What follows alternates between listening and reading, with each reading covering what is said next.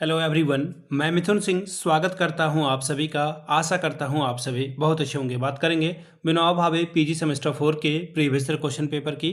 Paper आपका होगा geography का, पेपर नंबर ये 11 है। 24-26 सेशन का ये क्वेश्चन पेपर आपके साथ में साझा कर रहा हूं, जिसकी परीक्षा फरवरी 2026 में कंडक्ट कराई गई थी। आगे बढ़े उससे पहले मैं आपको बता दूं, पिछले 5 साल के जितने भी प्रीवियस ईयर क्वेश्चन पेपर हैं, सारे क्वेश्चन पेपर की PDF आपको 69 रुपीज़ में अवेलेबल करा दी जाएगी।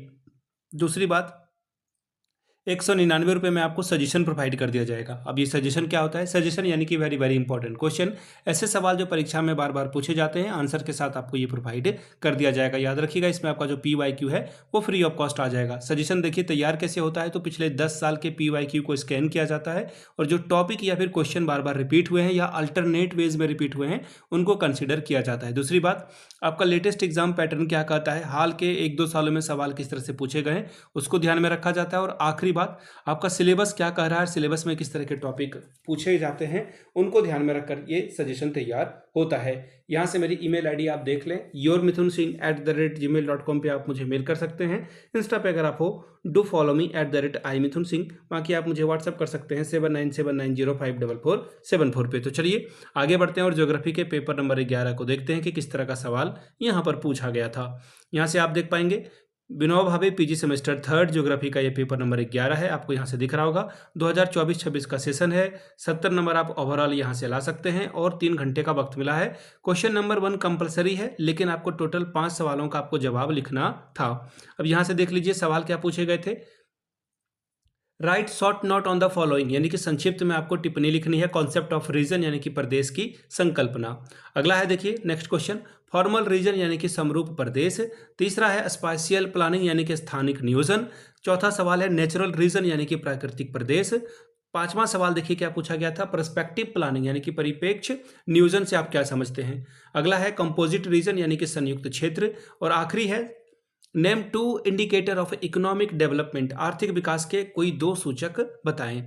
अब लॉन्ग टाइप के सवाल हैं। देखिए लॉन्ग टाइप में बोला गया है कि किन्हीं 4 सवालों का आप जवाब लिखें। ठीक है, अब यहां से देख लीजिए पहला सवाल क्या बोला गया है, discuss the approaches to declination of a region and explain their utility in planning. ठीक है, देखिए क्या बोला गया, क्षेत्र के निर्धारण को विभिन्न विधियों की विवेचना कीजिए और नियोजन में इसकी उपयोगिता को स्पष्ट कीजिए। तीसरा सवाल, explain the silent feature of the sectoral and the temporal dimensions of the regional planning process, यानी कि प्रादेशिक नियोजन प्रक्रिया के क्षेत्रीय और कालिक आयामों की मुख्य विशेषताओं की व्याख्या करें। क्वेश्चन नंबर चौथा, describe the physical region as a special purpose of region planning, यानी कि प्रादेशिक नियोजन के कोई विशेष उद्देश्य के रूप में भौतिक प्रदेश के वर्णन को, जो भौतिक प्रदेश का है उसका वर्णन करिए। पांचवा सवाल, divide India into resource region and discuss any 2 of the following, Bharat के संसाधन प्रदेशों में विभक्त कीजिए तथा उनमें से किसी एक पर चर्चा कीजिए। छठवां सवाल, discuss the multi level planning into context of India, Bharat के संदर्भ में बहुस्तरीय नियोजन प्रणाली की व्याख्या कीजिए। सातवां सवाल, explain the methods of measuring region planning, यानी कि क्षेत्रीय विकास मापन की विधियों की व्याख्या कीजिए।